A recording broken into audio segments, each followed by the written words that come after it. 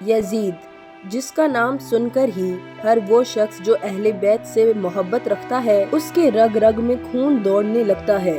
کربلا کے واقعے کے بعد تب سے لے کر آج تک کسی نے بھی اپنی اولاد کا نام یزید نہیں رکھا ہے۔ کیوں؟ کیا یزید اتنا برا تھا؟ سب سے اہم اور سب سے خاص سوال جو کہ ہر انسان کے ذہن میں ضرور آتا ہے جب بھی 10 محرم کا واقعہ یا حضرت امام حسین علیہ السلام کا نام ذہن میں آتا ہے، تب بھی سب کے ذہن میں صرف ایک ہی سوال ہوتا ہے، یزید کون تھا اور یزید نے حضرت امام حسین علیہ السلام کو کیوں شہید کروایا؟ اس ویڈیو میں ان تمام سوالات کے جوابات ہم آپ کو تفصیل سے بتائیں گے کہ یزید کون تھا اور اس نے حضرت امام حسین علیہ السلام کو کیوں شہید کروایا تھا، اس کے پیچھے کیا وجہ تھی اور یزید کو اتنی پاور، اتنی طاقت کہاں سے ملی تھی۔ اور سب سے خاص سوال جو کہ ہر انسان کے ذہن میں ضرور ہوتا ہے کہ یزید کی موت کیسے ہوئی تھی، اور یزید کی موت کے بارے میں بھی مکمل تفصیل آپ کو ہم اسی ویڈیو میں سنائیں گے، لہٰذا ویڈیو کو آخر تک ضرور دیکھیے گا۔ آپ تمام دیکھنے اور سننے والوں کو السلام علیکم۔ یزید 25 ہجری حضرت سیدنا عثمان غنی کے دور خلافت میں دمشق میں پیدا ہوا۔ اس کی ماں کا نام میسون تھا جو قبیلہ بنو کلت کے سردار عبدل بن انیف کی بیٹی تھی۔ یزید نے اپنے ننھال میں پرورش پائی اور وہ اول درجے کا شرابی تھا۔ اس کا قبیلہ حجاز کی سرحد پر ایک صحرا میں آباد تھا جو ناچ گانے کا بہت دل دادا تھا۔ روایات میں آتا ہے کہ یزید شام کو شراب پیتا تھا اور اسی حالت میں صبح ہو جاتی تھی، پھر صبح کو شراب پیتا تھا تو اسی حالت میں شام ہو جاتی تھی۔ یزید شکار کا بہت زیادہ شوقین تھا اور اس کی وجہ سے اس کے پاس بہت تعداد میں شکاری کتے موجود ہوتے تھے۔ یزید نماز نہیں پڑھتا تھا اور نہایتی ظالم و جابر انسان تھا۔ اس کے دور میں اس سے بڑا ظالم کوئی اور نہ تھا۔ یزید نے حضرت امام حسین علیہ السلام جیسی شخصیت کو شہید کروا دیا۔ یزید اتنا گستاخ تھا کہ اپنے استادوں سے بھی لڑ پڑتا تھا اور انہیں مارنے پر بھی آمادہ ہو جاتا تھا۔ معاویہ نے اپنی زندگی میں ہی یزید کو ولی عہد بنا کر بیعت لے لی تھی۔ جن 5 لوگوں نے یزید کی بیعت نہیں کی تھی ان میں حضرت امام حسین علیہ السلام بھی شامل تھے۔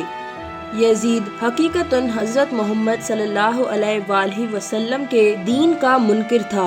یہی وجہ تھی کہ حضرت امام حسین علیہ السلام نے اس کی بیعت نہ کی۔ معاویہ 60 ہجری میں وصال پا گیا۔ جب معاویہ کے وصال کے بعد یزید تخت پر بیٹھا تو تخت پر بیٹھتے ہی اس نے مدینہ کے گورنر ولید بن عقبہ کو ایک خط لکھا، اپنے باپ کے انتقال کی خبر دی اور ساتھ میں یہ بھی کہا کہ جتنی جلدی ہو سکے حضرت امام حسین علیہ السلام اور ابن زبیر سے بیعت لے لو۔ ولید بن عقبہ بہت شریف انسان تھا، وہ لڑائی جھگڑے کو پسند نہیں کرتا تھا۔ اس کے دل میں اہل بیت کا بھی بہت زیادہ احترام تھا، چنانچہ ولید بن عقبہ نے مروان بن حکم کو مشورے کے لیے بلایا۔ مروان بن حکم اگرچہ اوپروے درجے کا بد نیت، بد زبان، بد کردار اور مکار شخص تھا، مگر اس وقت ولید بن عقبہ کو اسی بندے کی ضرورت تھی جو اسے کوئی مشورہ دے سکے۔ چنانچہ مروان نے کہا کہ حضرت امام حسین علیہ السلام اور ابن زبیر کو یہاں بلا کر بیعت کا مطالبہ کرو، اگر وہ مانے تو ٹھیک، نہیں تو ان کی گردنیں اڑا دو۔ اس پر ولید نے کہا کہ کیا ایسا قدم اٹھانا ضروری ہے؟ اس پر مروان نے کہا کہ بہت ضروری ہے، اگر تم نے ایسا نہ کیا تو پھر یہ تمہاری گردن اڑا دیں گے۔ اس مشورے کے بعد ولید نے حضرت امام حسین علیہ السلام کو بلوایا اور یزید کا بھیجا ہوا خط حضرت امام حسین علیہ السلام کے ہاتھوں پر رکھا۔ حضرت امام حسین علیہ السلام نے یہ کہہ کر یزید کی بیعت کرنے سے انکار کر دیا کہ یزید شرابی ہے، زانی ہے اور فاسق و جابر ہے، میں کبھی ایسے شخص کی بیعت نہیں کروں گا۔ چنانچہ اس کے بعد جو ہوا وہ آپ سبھی جانتے ہیں، لیکن سوال اب یہ آتا ہے کہ یزید کی موت کیسے ہوئی تھی؟ کربلا کے واقعے کے بعد یزید کا انجام کیا ہوا تھا؟ تو اس بات پر بھی ایک نظر ڈالتے ہیں اور یہ جاننے کی کوشش کرتے ہیں کہ یزید ابن معاویہ کا کیا انجام ہوا۔ یزید جس نے نواسہ رسول حضرت امام حسین علیہ السلام کو قتل کروا دیا، وہ سوچتا تھا کہ اس ظلم سے عرب کے سارے لوگ اس کی بیعت کریں گے، میرے سامنے جھکیں گے، اور کوئی بھی حضرت امام حسین علیہ السلام کے بعد میرے آگے سر اٹھانے کی جرأت نہیں کرے گا۔ لیکن جب رسول اللہ صلی اللہ علیہ وآلہ وسلم کی بیٹیاں قید ہو کر کوفہ اور شام کی گلیوں سے گزریں تو ان کے خطبے سنتے سنتے لوگوں کے مردہ ضمیر جاگنے لگے، اور یزید کے دربار میں جو خطبہ بی بی زینب سلام اللہ علیہا نے دیا وہ سننے کے بعد لوگوں کو حقیقت کا پتہ چلا اور یزید کے خلاف بغاوتیں اٹھنا شروع ہو گئی۔ جب لوگوں کو حقیقت کا پتہ چلا تو وہ سمجھ گئے کہ جس نے حضرت امام حسین علیہ السلام کے ساتھ ظلم کیا تو اسے بادشاہ کہنا سب سے بڑا گناہ ہے۔ اس کے بعد مدینے والوں نے یزید کی بیعت سے انکار کر دیا اور پھر یزید نے مدینہ پر حملہ کیا۔ تاریخ نے لکھا ہے کہ یزید کی فوج 3 دن تک مسجد نبوی میں اپنے گھوڑوں کے ساتھ رہی اور مکہ سے بھی بغاوت بڑھنے لگی۔ پھر یزید نے خانہ کعبہ پر بھی حملہ کروا دیا اور خانہ کعبہ کو آگ لگا دی۔ اس واقعے کے بعد یزید پر ہر کوئی لعن طعن کرتا رہا، لیکن یزید جسے بھی اپنے خلاف دیکھتا اس کا سر قلم کروا دیتا۔ ان سب سنگین گناہوں کی سزا تو یزید کو آخرت میں ملے گی، لیکن اس دنیا میں بھی یزید کو عبرتناک اور اذیت ناک سزاؤں کا سامنا کرنا پڑا اور اسے رسوائی اور تکلیف کے سوا کچھ نہ ملا۔ کربلا کے واقعے کے کچھ ہی عرصے بعد یزید ایک انتہائی تکلیف دہ مرض میں مبتلا ہو گیا۔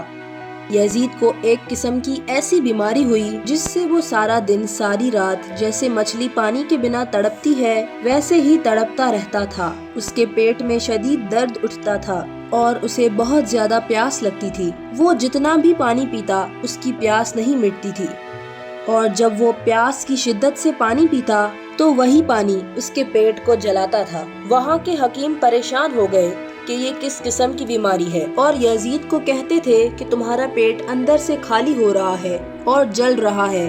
وہ سارا دن ساری رات تکلیف میں چلاتا رہتا تھا۔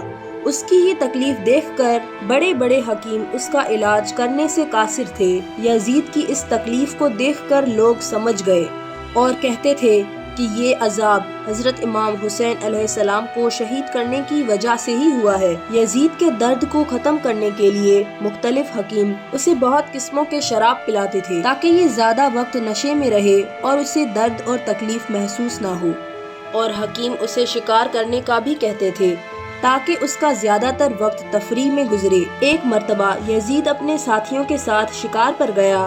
شکار کرنے کے دوران ان سب کی نظر ایک ہرن پر پڑی اور یہ سب اس ہرن کے پیچھے لگ گئے، تو اچانک دوسرے ہرن پر یزید کی نظر پڑ گئی اور یزید نے اپنے گھوڑے کو اس کی طرف بھگایا۔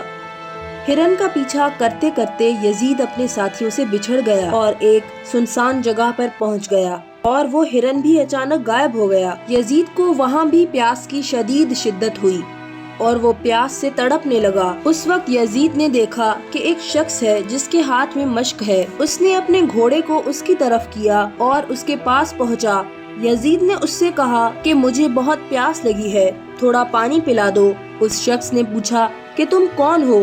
تو اس نے بتایا کہ میں یزید ابن معاویہ ہوں۔ یہ سن کر وہ شخص رونے لگا اور کہا، لعنت ہو تم پر، تم ہی وہ یزید ہو جس نے نواسۂ رسول حضرت امام حسین علیہ السلام ابن علی علیہ السلام کو قتل کروایا۔ اس شخص نے یہ سن کر ایسی ہولناک چیخ کی جو سن کر یزید کا گھوڑا خوف زدہ ہو کر وہاں سے بھاگنے لگا۔ یزید کا پاؤں اس گھوڑے کی رکاب میں پھنسا ہوا تھا۔ وہ گھوڑا یزید کو پورے ریگستان میں گھسیٹتا ہوا جنگل میں پہنچا دیا اور وہاں بھی اس ملعون کو گھسیٹتا رہا اور یزید کی وہیں پر موت ہو گئی، اور وہ گھوڑا یزید کی لاش کو زمین سے رگڑتا ہوا پتھروں میں مارتا جا رہا تھا، جس سے یزید کی لاش کے ٹکڑے ٹکڑے جگہ جگہ پھیلتے چلے گئے، اور صرف اس کا پاؤں جو کہ گھوڑے کی رکاب میں پھنسا ہوا تھا وہ اس کے ساتھیوں تک پہنچا دیا، جسے یزید کے ساتھیوں نے دفنا دیا تھا۔ اس طرح دردناک عذابوں اور بیماریوں سے گزرتے یزید کا یہ عبرتناک انجام ہوا کہ اس کی لاش کسی کو بھی نہ ملی۔